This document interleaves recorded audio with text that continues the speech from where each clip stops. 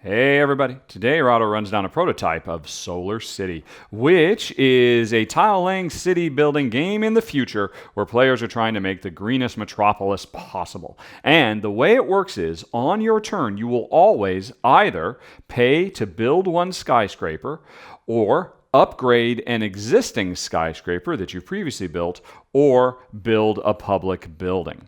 And what's interesting is, after you do any of those three actions, you will then activate all the buildings in either the row or column where your building was placed. So say in this particular turn, I decide, hey, I want to build a Helios building, which gives me $1 for every player in the game. In a two-player game, that means this would make me $2. So I might want to put it over here.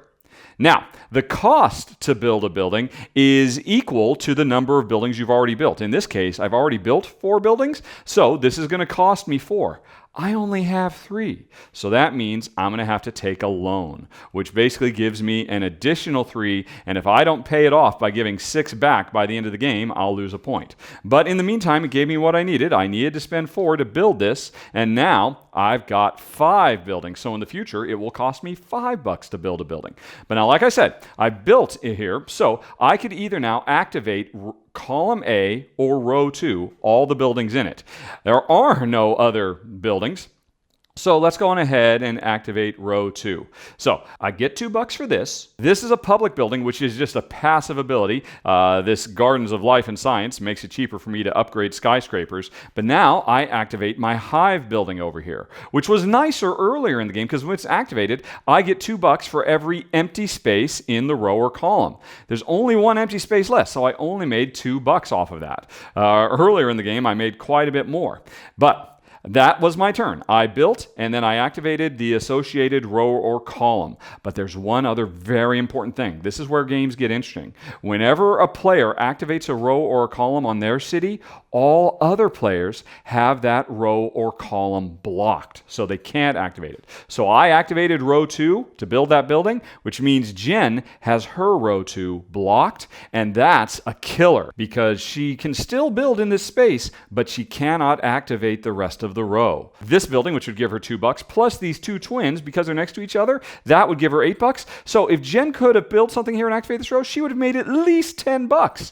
And I completely cut her off. That's why I built here, to make sure this round she would not have access to her best row of buildings on the board. And that is the crux of the game. Every time the player does something in their city, when they activate the associated row or column, they might cut off huge elements of their opponent's cities that they won't be able to use until the following round. Now, the game itself goes for 5, 7, or 9 rounds, depending on the number of players. So, even if you do get blocked out at one point, you will get opportunities to activate your super rows or columns later on. But you always have to bear in mind that players are going to be bumping into each other and preventing each other from doing the best moves they can.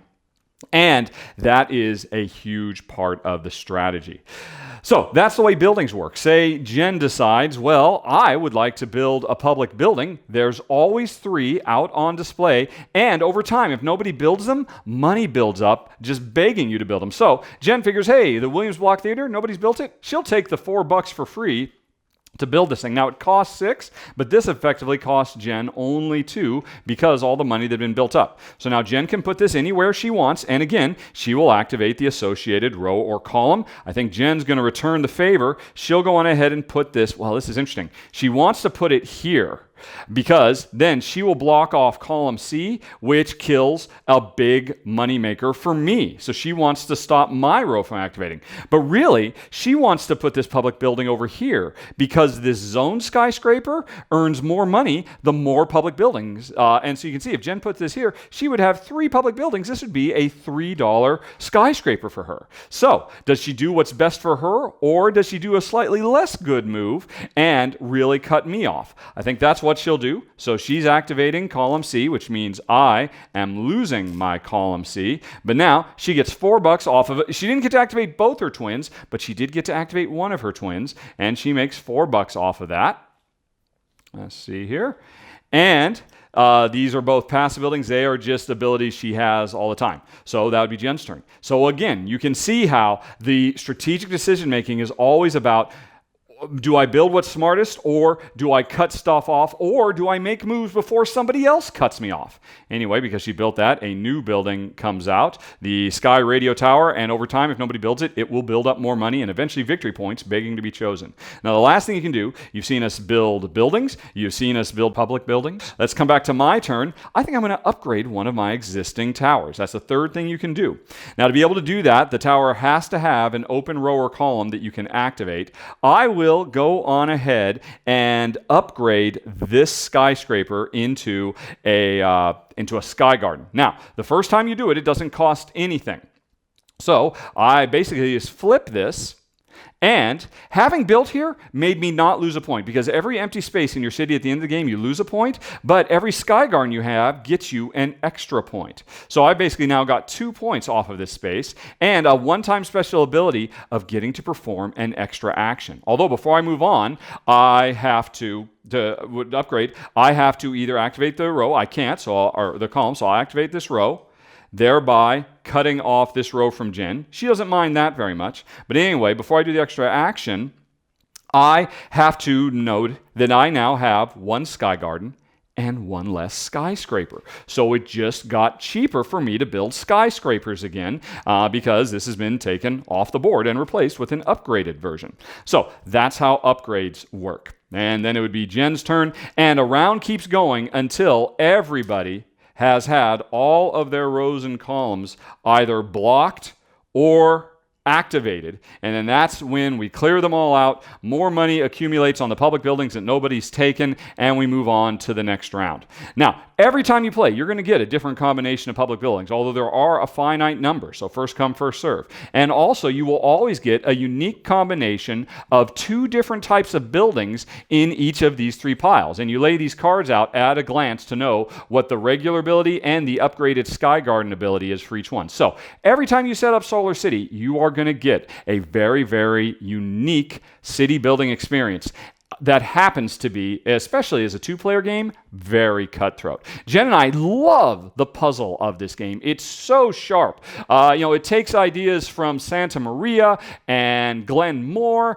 and really, really takes them to the next level with this notion of being able to come across really cool, epic, efficient moves as you activate everything in a given row or column, and as you make tougher and tougher decisions because space is running out. Money is always tight, although you can always take more loans that'll hurt you at the end of the game if you can't pay them back off.